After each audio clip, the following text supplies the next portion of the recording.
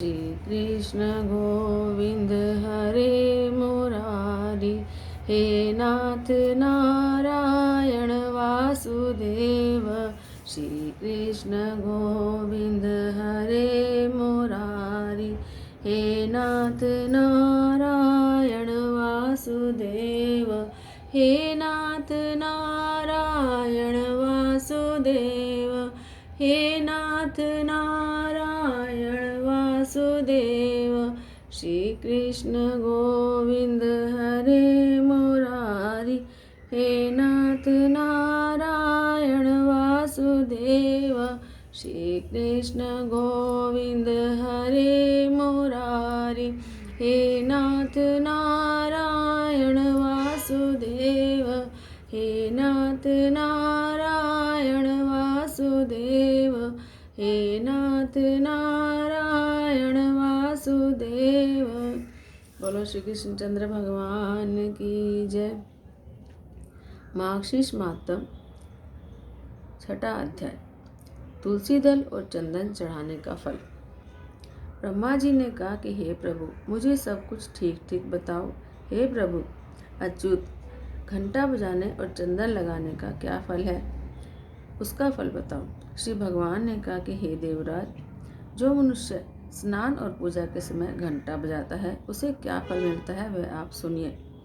हजारों करोड़ वर्षों से, सैकड़ों करोड़ वर्षों से वह मेरे लोक में निवास करता है और उसके साथ दिव्य देवियों के समूह रहते हैं। चूँकि घंटी सभी संगीत वाद्य यंत्रों और सभी देवताओं के समान है, इसलिए घंटी बजाने का हर संभव प्रयास करना चाहिए। समस्त वाद्यों के समान जो घंटा है वह मुझे सदैव प्रिय है। उसे बजाने से करोड़ों यज्ञों का फल प्राप्त होता है। घंटियाँ हमेशा बजानी चाहिए, विशेषकर पूजा के समय। हे पुत्र, घंटों की ध्वनि से मैं सैकड़ों हजारों मनवंतरों तक प्रसन्न रहता हूँ। हे देवों, यदि मेरी पूजा भेरी और शंख के साथ, घंटियों की ध्वनि मृदंग और शंख के साथ, ओंकार की ध्वनि के साथ की जाए तो वह मनुष्य को सदैव मोक्ष प्रदान करने वाली है। हे पुत्र, जहाँ मेरे सामने बजने वाला घंटा खड़ा है, जहाँ वैष्णव द्वारा उनकी पूजा की जाती है, हे पुत्र तुम मुझे वही जान लो।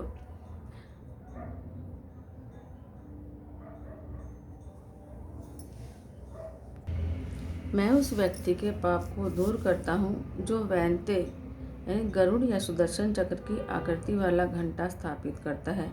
यदि कोई मेरी पूजा के समय घंटी बजाता है तो उसके पाप नष्ट हो जाते हैं, भले ही वे सैकड़ों जन्मों के दौरान किए गए हों। यानी कि इतने जन्मों के जो पाप इकट्ठे कर रखे हैं वे सारे घंटा बजाने से दूर हो जाते हैं। सोते समय मेरी पूजा के साथ घंटी बजानी चाहिए, उसका फल करोड़ों गुना अधिक होता है। यदि भक्तगण गरुड़ पर आरूढ़ देवों के स्वामी मुझको पूजते हैं, शंख, कमल, गदा और चक्र धारण किए हुए और श्री के साथ रहते हुए, वे तीर्थ, अन्य देवताओं का दर्शन, यज्ञ, धार्मिक अनुष्ठान, दान और व्रत आदि क्या करेंगे? इनकी आवश्यकता नहीं है।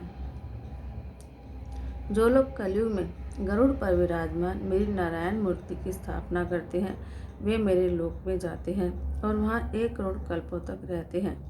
यदि कोई उस मूर्ति को मेरे सामने या किसी महल में या किसी घर में स्थापित करता है तो हजारों करोड़ तीर्थ और देवता वहाँ खड़े होते हैं। जो मनुष्य धन्य होकर 11वें दिन गरुड़ पर सवार मेरे रूप की पूजा करता है और रात्रि में आदरपूर्वक गीत गाता और नृत्य करता है, वह अपने पितरों को नरक से मुक्त कर लेता है। मैं फिर घंटे की महिमा का वर्णन करता हूँ। मेरे पुत्र सुनो। जहाँ मेरे नाम से अंकित घंटा रखा जाता है और जहाँ भगवान विष्णु की मूर्ति की पूजा की जाती है, हे मेरे पुत्र जान लो कि मैं वहाँ उपस्थित हूँ। हे प्रिय, जो मनुष्य मेरे सामने धूप जलाते, दीप जलाते, स्नान करते, पूजा करते या उपटन लगाते समय गरुड़ चिन्ह युक्त घंटा बजाता है, उसे 10,000 यज्ञ, 10,000 गोदान और 100 चंद्रयान अनुष्ठानों का फल प्राप्त होता है। यदि पूजा विधि विधान के अनुसार ना भी हो तो भी वह उन लोगों के लिए फलदायी होगी। घंटे की ध्वनि से प्रसन्न होकर मैं उन्हें अपना क्षेत्र प्रदान करता हूँ। गरुड़ और चक्र से अंकित घंटा बजाने से करोड़ों जन्मों का भय नष्ट हो जाता है। हे देवराज, जब मैं प्रतिदिन गरुड़ से अंकित घंटा देखता हूँ तो मैं उसी प्रकार प्रसन्न हो जाता हूँ जैसे धन पाकर दरिद्र व्यक्ति प्रसन्न हो जाता है। यदि कोई व्यक्ति खंबे के ऊपर घंटा धारण किए हुए उत्तम चक्र या मेरे प्रिय गरुड़ को स्थापित कर दे तो तीनों लोग मानो उसके द्वारा स्थापित हो गए हैं।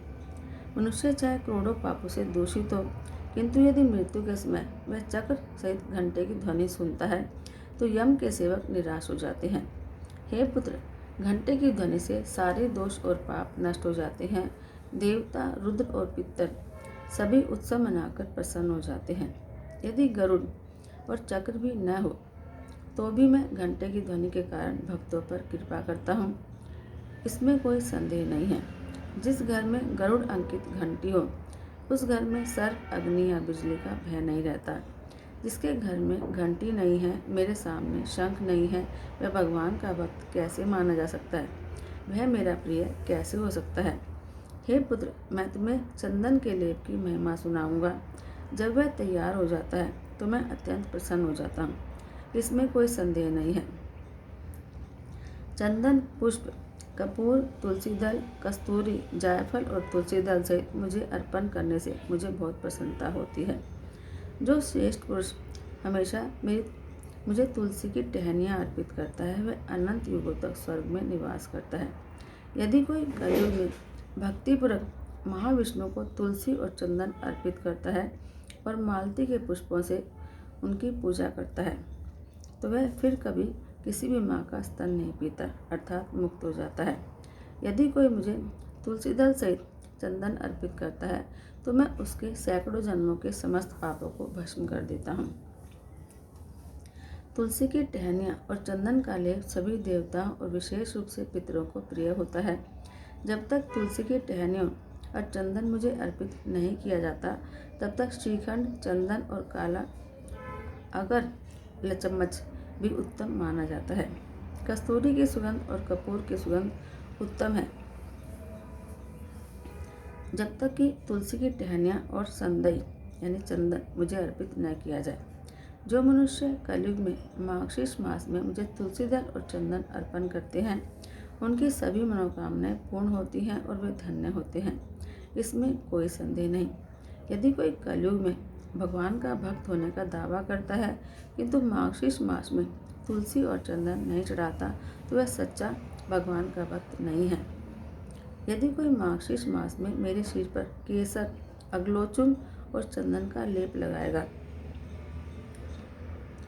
तो वह 1 करोड़ कल्पों तक स्वर्ग में रहेगा। भक्तों को कपूर और अगरबत्ती मिलाकर संदई का, चंदन का लेप लगाना चाहिए। कस्तूरी मुझे विशेष रूप से प्रिय है। यदि कोई मार्गशीर्ष मास में शंख में संदई लेप लेकर मेरे सिर पर लगाए तो मैं उस पर 100 वर्ष तक प्रसन्न रहता हूँ। जो मनुष्य मार्गशीर्ष में सदैव तुलसी दल और हरड़ से भक्तिपूर्वक सेवा करता है उसे मनोवांछित फल की प्राप्ति होती है। बोलो श्री कृष्णचंद्र भगवान की जय। श्री बांके बिहारी तेरी आरती गाऊं, हे गिरधर तेरी आरती गाऊं, श्याम सुंदर तेरी आरती गाऊं। मोर मुकुट प्रभु शीश पे सोहे, प्यारी बंसी मेरो मन मोहे। देख छवि बलिहारी में जाऊं, श्री बांके बिहारी तेरी आरती गाऊं। चरणों में निकली गंगा प्यारी, जिसने सारी दुनिया तारी। मैं उन चरणों के दर्शन पाऊं, श्री बांके बिहारी तेरी आरती गाऊं। दास अनाथ के नाथ आप हो, दुख सुख जीवन प्यारे आप हो। हरि चरणों में शीश झुकाऊं, श्री बांके बिहारी तेरी आरती गाऊं। श्री हरिदास के प्यारे तुम हो, मेरे मोहन जीवन धन हो। देख युगल छवि बलि बलि जाऊं, श्री बांके बिहारी तेरी आरती गाऊं। श्याम सुंदर तेरी आरती गाऊं, हे गिरधर तेरी आरती गाऊं।